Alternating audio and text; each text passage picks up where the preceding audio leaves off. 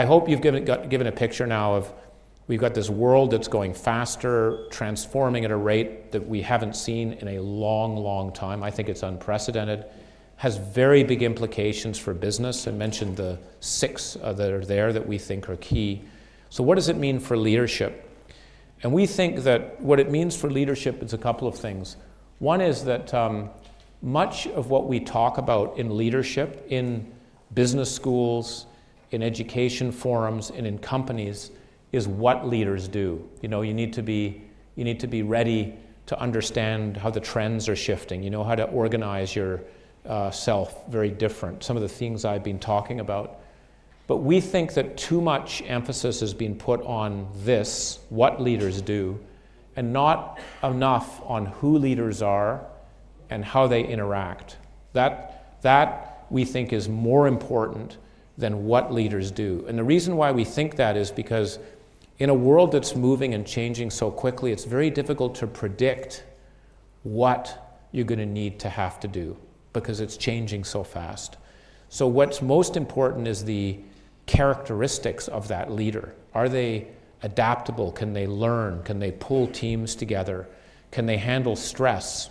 Those are the things that are going to matter more, but we don't teach or talk enough about that. So my main message is let's focus much more on who leaders are, character, than on what leaders do. And I don't believe that character you're born with. You can learn about character. You can learn to have a better character over time. And I would say it's more important to do that than to learn sometimes a new hard skill in what's happening. And this was brought to mind, and I don't have to be careful saying this in a public forum, and it was when I talked to Jeff Immelt in 2010, and I asked him, GE is known as a leadership factory. They create a lot of leaders that often go out of the company and lead other companies. And I said, what did you learn about leadership from the financial crisis? And he said, what I learned is that a couple of my people cracked like glass when the temperature went up to 1400 degrees. When the stress got really high, some of my people who were extraordinary leaders, you know, they'd built businesses, turned around businesses, lived in Africa, they'd done all the box ticking of what we think leaders should do. When the stress got really high, because if you remember, GE came this close to going down because of financing with the crisis going on. A couple of the leaders just were literally panicked. I heard this as well from Hank Paulson at Goldman Sachs when 9/11 occurred and what actually happened with some of the executives. Some executives disappeared because they were nervous about what was happening.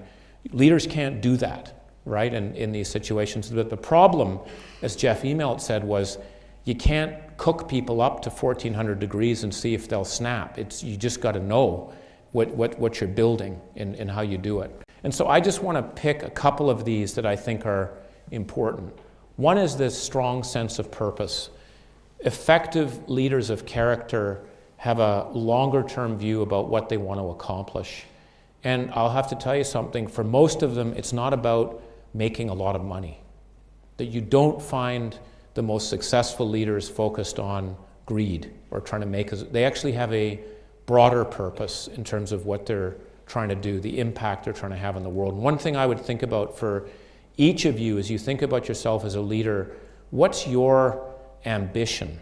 What do you want to do over the next 20 years? And obviously you want to be paid well and you want to have independence. I'm not saying that isn't a reality, but what's the higher purpose of what you're trying to do? And make sure you spend time thinking about that, because it's a muscle that you've got to exercise and think about. And it may seem bizarre because it's a bit fantasy land, what do I want to do, and people might think but it's very important to think about your purpose, because when you have purpose, you actually are more stable in volatile times. You kind of know, you won't get buffeted around. If you don't have a purpose, you'll be buffeted around, and we don't spend enough time on that. The next one I want to talk about is just this, what I call calm in the eye of the hurricane.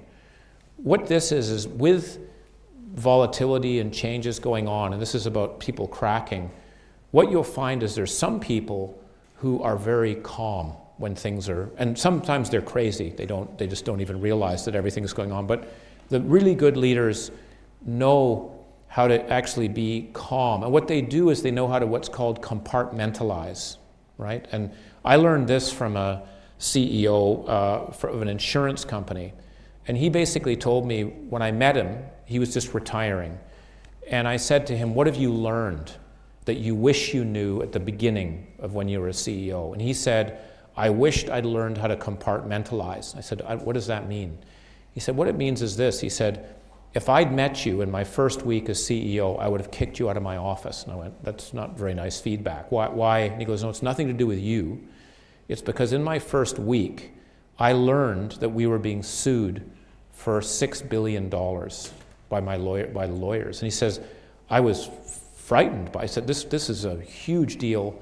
And so everything I saw was a $6 billion lawsuit. This water bottle, $6 billion, your scarf, $6 billion. I couldn't concentrate because he goes, now I'm able to do that. And he goes, well, I'm talking to you now. And he'd been a CEO for 8 years. He said, I have 6 of those issues that are like big plates spinning behind my back. You don't see them, but I'm focused on you because I'm able to compartmentalize. And that's very difficult for some people to do. And think about how do we train people to compartmentalize in what they do. And in the military, what they do, that's where we've seen some of the things. And I've seen this in the British Army and the US Army. They take some of the cadets and say, doing engineering, and say, basically, you have to crawl across this line of barbed wire, and you have a mathematical set of equations you have to achieve. And while you do that, there'll be live machine gun fire over your head. So you have to focus on solving a problem and not get shot. Now, I don't think that's a very good Xinhua program we should put into the system of training, but people are looking for ways of how can you have multiple focus at the same time in what you do to compartmentalize. And the last one I'm gonna talk about is this influence without authority. It's one thing to be able, because someone reports to you to say, Drew, do the following 6 things and get it done now. Okay, you can do that. The more effective way of influencing is when you actually do not have control on that person. You have to figure out what's going to motivate that person to want to do that. You have to think long term. And those people who know how to influence people without having the control are much better leaders over time. But that means you have to be able to put yourself in other people's shoes. You have to understand where they're coming from.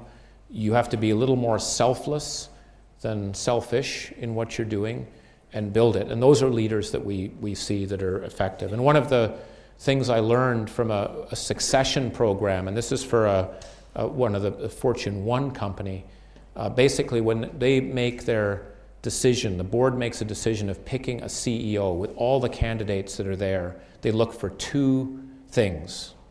They look for judgment and they look for selflessness. It's interesting to see it.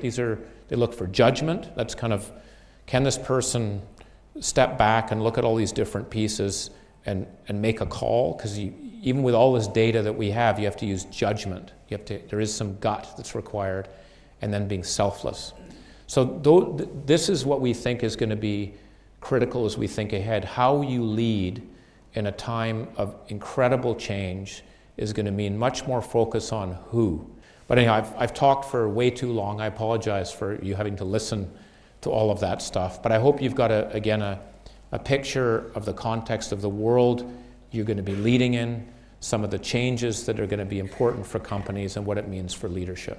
Thank you very much for listening.